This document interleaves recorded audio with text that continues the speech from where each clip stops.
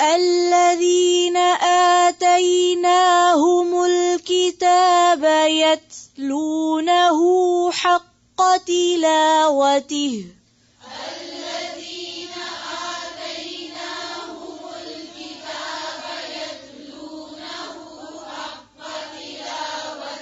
حق تلاوته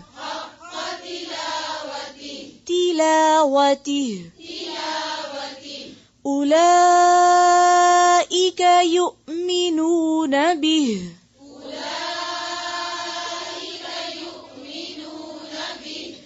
ومن يكفر به فأولئك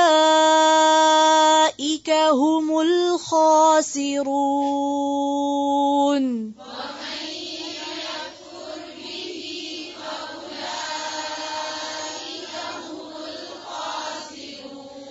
ومن يكفر به فأولئك هم الخاسرون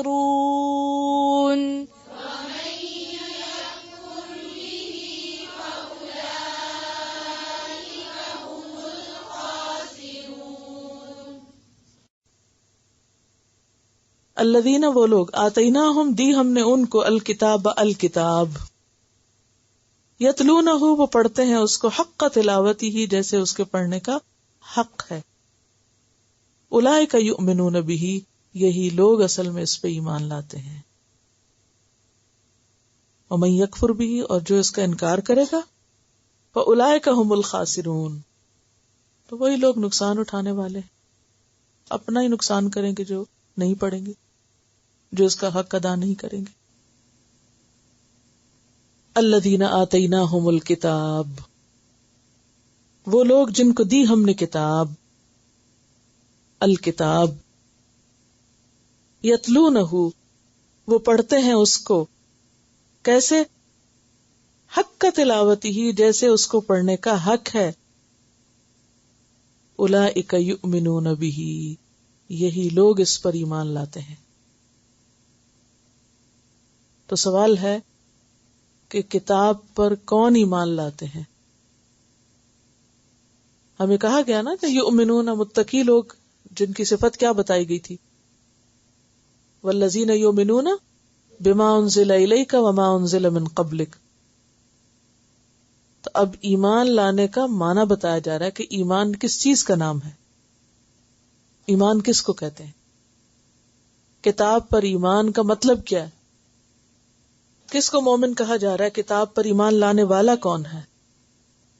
الذین آتیناہم الکتاب یتلونہ حق تلاوتی، اس کا جواب ہے یتلونہ حق تلاوتی، صرف یتلونہ نہیں ہے. تو اس کا کیا مطلب ہے کہ جو پڑھنے کا حق نہیں دیتا وہ پوری طرح پھر ایمان بھی نہیں رکھتا، اس کا ایمان سٹینڈرڈ کا ایمان نہیں، قابل قبول نہیں. وَمَن يَكْفُرْ بِهِ اور جو اس کتاب کا انکار کرے گا فَأُولَئِكَ هُمُ الْخَاسِرُونَ تو یہی لوگ دراصل خسارہ پانے والے ہیں. اب یہاں پر سارے گروہوں کو، اگلوں پچھلوں کو، یہود و نصارہ کو اور پھر مسلمانوں کے اندر کے گروہوں کو، سب کو کیا کہا جا رہا ہے؟ تم سب کتاب والے. کون کون کتاب والا ہے؟ جس کے پاس تورات ہے، جس کے پاس انجیل ہے، جس کے پاس قرآن ہے، سب کتاب والے نا. سب کے لیے ایک ہی معیار ہے اور وہ کیا ہے؟ الکتاب. اور وہ الکتاب کیا ہے؟ القرآن. ہاں، تو ہم نے ان کو کتاب دی ہے، اب ان کے اوپر ذمہ داری کیا ہے کہ اس کو پڑھیں. کیسے پڑھیں؟ جیسے پڑھنے کا حق ہے، اس کتاب کا حق دیں. نمبر 1 جیسے نازل ہوئی ہے ویسے ہی اس کو لینی، پوری کی پوری اس کو لیں، کیونکہ پیچھے گزر چکا نا فَتُؤْمِنُونَ بِبَعْضِ الْكِتَابِ وَتَكْفُرُونَ بِبَعْضٍ. تم کتاب کا بعض حصہ تو لے لیتے اور بعض چھوڑ دیتے ہو، سلیکٹو ہو کے نہیں بلکہ مکمل. نمبر 2 جس لہجے میں نازل ہوئی اس کو بھی فالو کرنے کی کوشش کریں، یعنی صحیح عربی میں پڑھنے کی کوشش کریں. ٹھیک ہے ہم لوگوں کی زبان عربی نہیں، اس طرح کا لہجہ نہیں بن سکتا جو ایک بورن عرب کا بنتا ہے، لیکن پھر بھی کوشش کرنی چاہیے حد الوسع جتنی ہو سکے. باقی تو اللہ کو پتا نا کس نے کوشش کی تھی اور نہیں کر سکا، لیکن اس معاملے میں غفلت برتنا اور اپنے ہی سٹائل پر پڑھتے چلے جانا. اب انگریزی اگر آپ پنجابی سٹائل میں بولے تو آپ کو بہت شرم آتی ہے، تو آپ کیا کرتے؟ ایکسنٹ، چاہے غلط بولے مگر ایکسنٹ ضروری. ہاں تو یہاں پر کیا ہے کہ کتاب کے لیے بھی ایکسنٹ ضروری ہے. یتلونہ حق تلاوتی، میکسیمم ایفرٹ لگائیں. پھر اس کے بعد یہ کہ کیا کرنا ہوگا، مخارج، تجوید، ترتیل، یہ بھی اپنی جگہ. اور پھر تلا یتلو، تلاوتن کے علاوہ دوسرا مصدر کیا بتایا تھا آپ کو؟ تلون. تلون کا کیا معنی ہوتا ہے؟ پیچھے پیچھے جانا، غور و فکر. غور و فکر کب ہو سکتا ہے؟ جب آپ کو کیا آتا ہو؟ معنی آتا ہو. اور خالی معنی نہ آتا ہو بلکہ لفظوں کی اوریجن بھی پتا ہو کہ اس لفظ کا اصل مطلب کیا ہے. اور پھر صرف لفظوں کے اندر نہیں الجھ کے رہ جانا. کیا مطلب ہے کہ اس آیت کا کانٹیکسٹ کیا ہے، کب نازل ہوئی تھی، کن حالات میں نازل ہوئی تھی، اس کا مقام کیا ہے، شان نزول جس کو کہتے ہیں. اور پھر صرف ایک آیت کو لے کر نہیں چل پڑنا، بلکہ کیا کرنا ہے، اس سے ملتی جلتی جو دوسری آیتیں ہیں ان کو بھی دیکھنا ہے. پھر صرف آیتوں کو آیتوں سے ہی نہیں دیکھنا، بلکہ جس پر قرآن نازل ہوا تھا، کون؟ نبی صلی اللہ علیہ وسلم، کان خلقہ القرآن، انہوں نے اس پر کیسے عمل کیا، انہوں نے اس کی کیا وضاحت کی، اس کو بھی لینا ہے. جب اس طریقے پر آپ لیں گے تو اس کا حق ادا ہوگا. اور پھر سب سے بڑی بات یہ کہ یہ صرف پڑھنے کے لیے تو نہیں آئی نا، یہ تو ہدایت کی کتاب ہے. اصل ہدایت یہی ہے. تو ہدایت کب ملے گی؟ جب اس پر عمل بھی ہوگا. صحابہ کرام کیسے پڑھتے تھے قرآن؟ جب تک عمل نہیں کر لیتے تھے اگلی آیت پہ نہیں جاتے تھے. تو اب آپ کہیں کہ آیت کافی ہے، پھر اسی پہ لگے رہتے ہیں. ہاں، صحابہ کرام کہتے ہیں کہ ہم علم اور عمل ساتھ ساتھ لیتے تھے. اصل میں انہوں نے قرآن کو بہت نیچرلی لیا. انہوں نے اسے اپنے لیے ساری زندگی کا ایک موٹو بنایا. یہ ہماری ہدایت کا سورس ہے.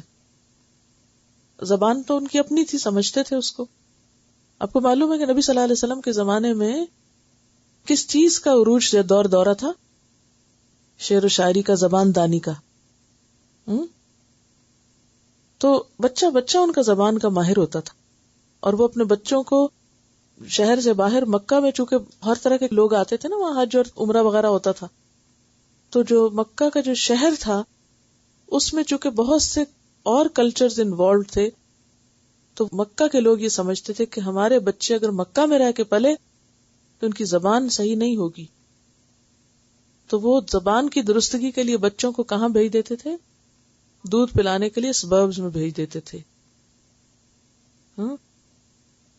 اسی وجہ سے مکہ کے جو بڑے بڑے لوگ تھے، ایلیٹ جو تھی، ان کا رواج یہ تھا کہ جب بچہ پیدا ہوتا تھا تو پیدا ہونے کے بعد وہ کسی قبیلے میں اس کو بھجوا دیتے تھے. اس کی آیائیں یا ان کی جو دودھ پلانے والیاں ہوتی تھی وہ آ کے لے جاتی تھی.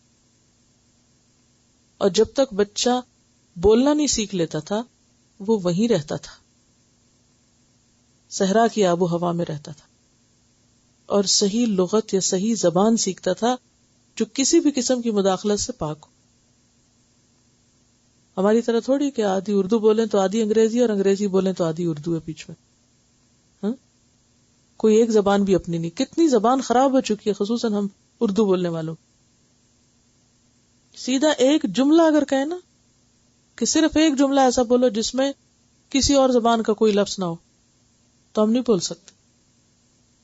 تو یہ ساری کہانی سنانے کا مقصد کیا ہے کہ وہ دودھ پلانے کے لیے لے جاتے تھے اور وہ کئی کئی سال بچے وہاں رہتے تھے.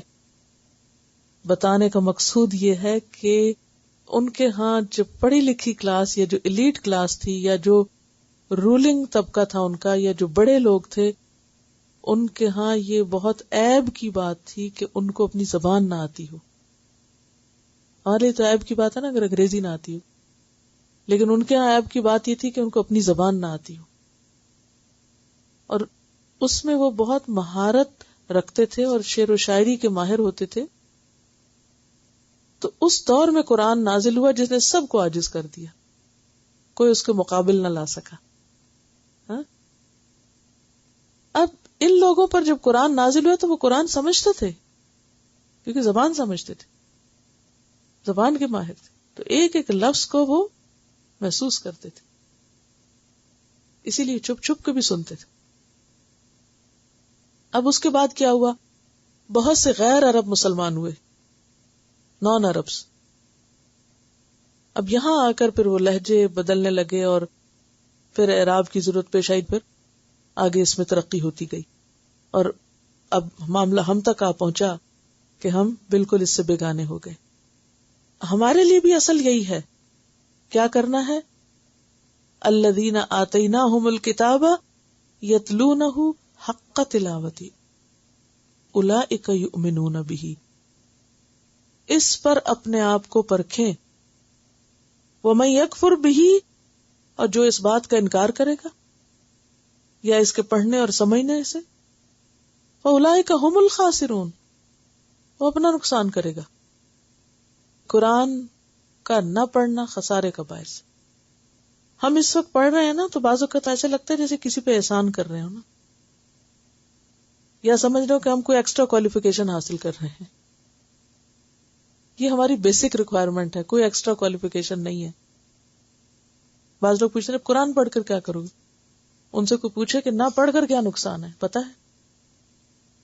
کیونکہ ہم میں سے بعض صرف اتنے کو کافی سمجھ لیتے ہیں کہ ہم نے تجوید سے پڑھ لیا, ہمارے مخارج بہت اچھے, ہم صحیح عربی پڑھنا جانتے, ہم نے حفظ بھی کر لیا. یہ نہیں ہے اس کا معنی کہ صرف حفظ کر لو. یتلونہ حق تلاوت, اس کا حق دو. تو اس کا حق کیا ہے؟ قرآن آیا کس لیے؟ ہدایت کے لیے آیا.